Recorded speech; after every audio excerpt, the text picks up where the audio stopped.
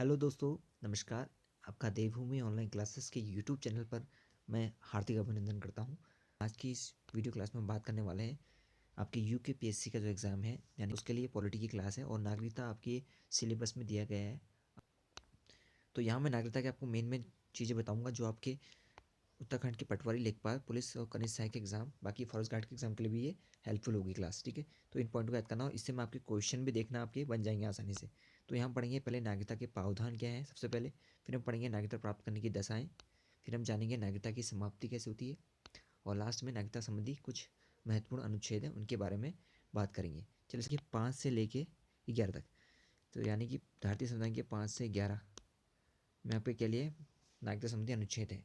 तो अनुच्छेद 5 से 11 जो है वो किस में है, वो भारतीय संविधान के दूसरे भाग में है। ठीक है, संविधान के दूसरे भाग के 5 से 11 के अनुच्छेदों को नागरिकता संबंधी विभिन्न उपबंधों का प्रावधान कहते हैं। ठीक है, अब जानते हैं भारत में एकल नागरिकता का प्रावधान है और एकल नागरिकता का प्रावधान हमने लिया है ब्रिटेन से।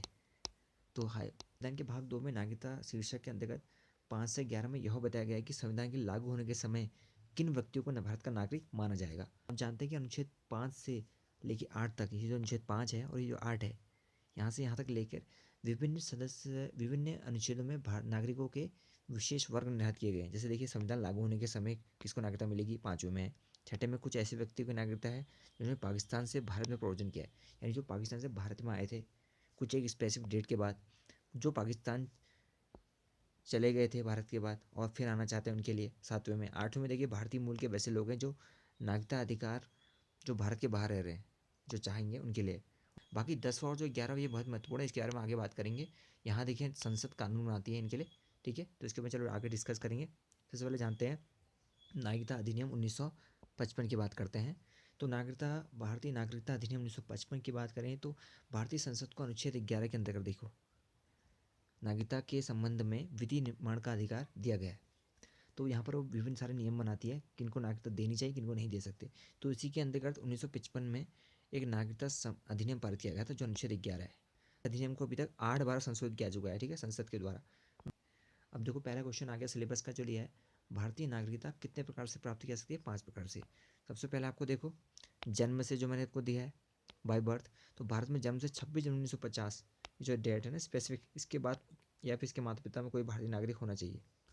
ठीक है, दूसरा है देखो वंशाधिकार द्वारा नागरिकता बाय डिसेंट, तो भारत के बाहर किसी अन्य देश में 26 जनवरी 50 ईस्वी को या उसके बाद जन्म लेने वाला व्यक्ति भारत का नागरिक हो सकता है। लिखा है देखो, यदि उसके जन्म में उसके माता पिता में से कोई भी भारत का नागरिक रहा हो।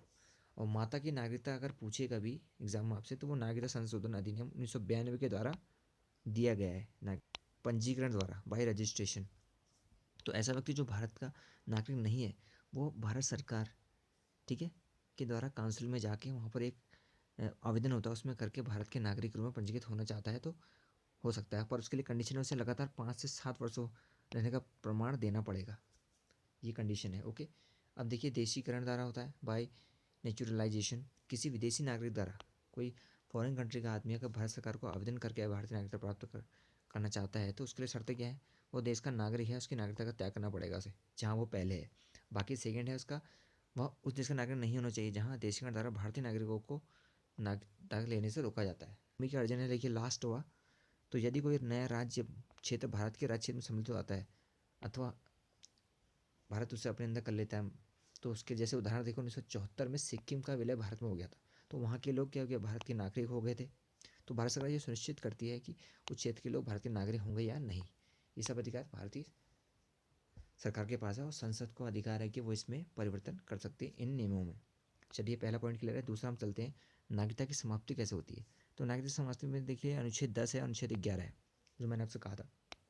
तो देखिए अनुच्छेद 10 में क्या करता है, किसी नागरिक की नागरिकता का अधिकार संसद द्वारा बनाई गई विधि के अलावा किसी अन्य प्रकार से छीना या समाप्त नहीं किया जा सकता। ठीक है, संसद ही बनाएगी उसके नियम। और 11 में संसद को नागरिकता की अर्जन, नागरिकता लेना, उसका नहीं देना, नागरिकता संबंधी अन्य नए नियम प्रवर्तित करने का पूर्ण शक्ति उनके पास है। नागरिकता अधिनियम जो 1955 आया था, इसके अनुसार किसी भारतीय नागरिक की नागरिकता, ठीक है, 3 प्रकार से छीनी जा सकती है। पहले देखिए परित्याग लिखा है, तो भारत का कोई भी व्यक्ति नागरिक घोषणा करके अपनी नागरिकता का त्याग कर सकता है। एक तो यह है। दूसरा है पर्यावसान है, टर्मिनेशन यानी भारत का नागरिक जिसने देशीकरण द्वारा अथवा रजिस्ट्रेशन द्वारा अपनी इच्छा से भारत की नागरिकता स्वीकार की थी, अब वर्तमान में वह किसी देश की नागरिकता ग्रहण करना चाह रहा है, तो वो यहाँ से करेगा पर्यावसान। और तीसरा है वंचित किया जाना, डेप्रीविएशन। ऐसा भारतीय नागरिक जो पंजीकरण से जिसने भारत की नागरिकता ली है वो केंद्र सरकार के आदेश द्वारा वंचित भी किया जा सकता है नागरिकता से। ठीक है, तो 5 प्रकार से हम नागरिकता प्राप्त कर सकते हैं और 3 प्रकार से नागरिकता यहाँ पर समाप्त हो सकती है भारत के नागरिकता अधिनियम 1955 के अनुसार। तो जो 1955 का एक्ट था उसके नियम जो मैंने आपको बताए, 5 तरह से नागरिकता प्राप्त की जा सकती है और 3 तरह से उसका परित्याग हो जाता है। तो इसमें जो संशोधन हुआ सबसे पहले, भारतीय नागरिकता संशोधन अधिनियम 1986 के अंतर्गत हुआ। ठीक है, अब इसमें क्या पॉइंट थे, इसमें बहुत सारे नियम बनाए गए। इसमें सबसे पहला था, अब भारत में जन्मे केवल उस व्यक्ति को ही भारतीय नागरिकता प्रदान की जाएगी सरकार द्वारा जिसके माता पिता में से कोई एक भारत का नागरिक हो। ठीक, जो व्यक्ति किसी पंजीकरण के माध्यम से भारतीय नागरिकता प्राप्त कर रहे थे ना, अब उन्हें भारत में कम से कम 5 वर्षों तक यहाँ निवास करना होगा या फिर रहना होगा। ओके, पहले क्या थी, पहले 6 महीने की थी। जो 1955 का एक्ट था इसमें 6 महीने की मोहलत दी जाती थी रहने की, पर अब इसे बढ़ा के 5 वर्ष कर दिया गया है। ठीक है, बाकी एक और संशोधन हुआ था इसमें इसमें जो देशीकरण द्वारा नागरिकता प्रदान की जाती है ना, अब उस व्यक्ति में कम से कम 10 वर्ष तक भारत में रहने की एक कंडीशन है। और दूसरा यह अवधि पहले 5 वर्ष थी, अभी 10 वर्ष हो गई है। और ये सारे इंडिया में यानी कि जम्मू कश्मीर जो है उसको भी मिला के, बाकी असम के क्षेत्र को भी मिला के भी सारे भारत में ये नियम लागू किए गए 1986 के संशोधन द्वारा, जो भारतीय नागरिकता से संबंधित है। तो चलो नेक्स्ट क्लास में मिलेंगे, तब तक आप हमारे टेलीग्राम ग्रुप पे जुड़ जाना, @देवभूमि ऑनलाइन क्लासेस आप सर्च करना, ये हमारे चैनल का नाम भी है। तो प्लीज़ ज़्यादा से ज़्यादा दोस्तों शेयर कर दीजिए और यूट्यूब चैनल को भी हमारे सब्सक्राइब कर दीजिए और बेल आइकन दबा लीजिए, ताकि जैसे मैं आपको वीडियो दूंगा आपको नोटिफिकेशन ऊपर से मिल जाता है। ठीक है, तो आप उसे जल्दी से देख सकते हैं। ओके, तो चलो मिलो मुझे नेक्स्ट वीडियो में, तब तक अपना ध्यान रखिएगा। नमस्कार।